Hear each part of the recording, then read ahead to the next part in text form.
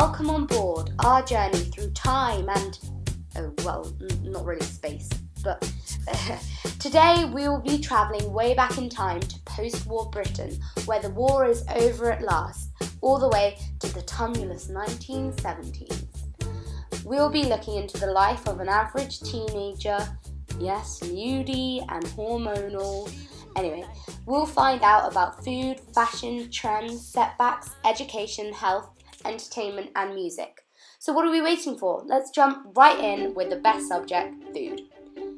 Ask any American back then in the 50s or 60s who the best cook was, and they would most certainly reply with, "My mom."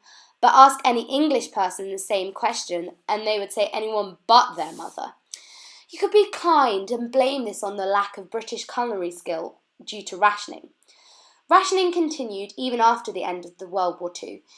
In fact, when the Queen came onto her throne in 1952, sugar, butter, cheese, margarine, cooking fat, bacon, meat, tea were still rationed.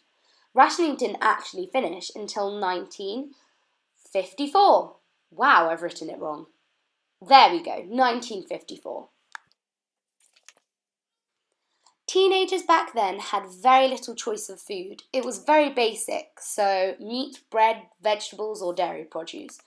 No sliced or wrapped bread, no foreign foods like curries or bananas, and no quick food or ready-made food. No frozen food, no soft drinks apart from bottles of lemonade. And no one bothered about dieting. There was no need for it. The only takeaways were fish and chips, and there were no coffee shops or bars. The first one opened in Bristol in the early 1950s, but there were still very few. Moving into the 50s now, where we introduced the era of spam fritters, salmon sandwiches, tinned fruit and evaporated milk. Sounds delicious, right? Well, believe it or not, olive oil was sold in very small bottles from the chemist to be warmed and placed into the ear to loosen earwax. Ugh! For the British back then, the only way to add flavour to this bland plain cooking was to add tomato ketchup or brown sauce. After World War II, in came the revival of the milkman. The milkman was a familiar character in neighbourhoods of small towns and cities alike. The dairy products now have an unquestionable place in the English diet. Yet refrigerators, supermarkets and automobiles threaten home delivery. Everyone ate what was on their plate, so waste not or want not. Moving on to music and entertainment now. For teens in the 40s and 50s, the radio was very commonly used for listening to news and the podcast.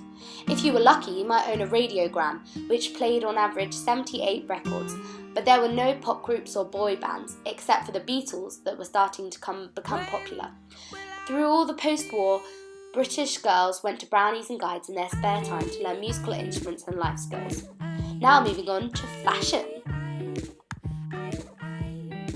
Fashion changed greatly through the 40s to the 70s for teens all over the world. In the 40s, skirts were worn knee-long, straight, flared or pleated, and in the true spirit of make do and mend, many women were sewing their own skirts and boys' shorts. Moving swiftly to the 1970s, there were typical bell-bottom jeans and pants, tube tops and disco. Glam rock made 1970s clothes very memorable. Now for education. In the 50s and 60s, the education system was very much talk and chalk in Britain, with the teacher at the front of the class and the children sitting in desks behind. Reading, writing and arithmetic, the 3 R's, were very important, as well as times tables and reciting poems. Teaching was stricter and less child-centred, especially for those over 10 would be punished. In fact, having a cane was common for teachers. My grandfather recalls that one history teacher used to hit him in the head for not answering questions.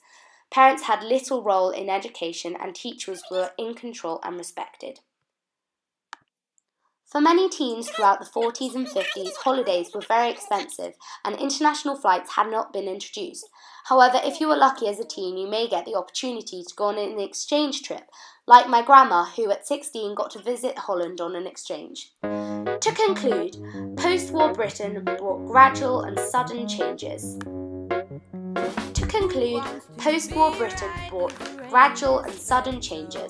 My grandparents recall that one of the best things about the war ending was the blackouts coming off the windows and loved ones returning from war, like Frank Fellows, mentioned in previous projects, so I won't bore you with his life story. Not only were there changes, but also lessons learnt. Waste Not, Want Not showed Britain how to reuse material and food for the better. Thank you for watching. I hope you enjoyed and will come back next time. It had only just begun, but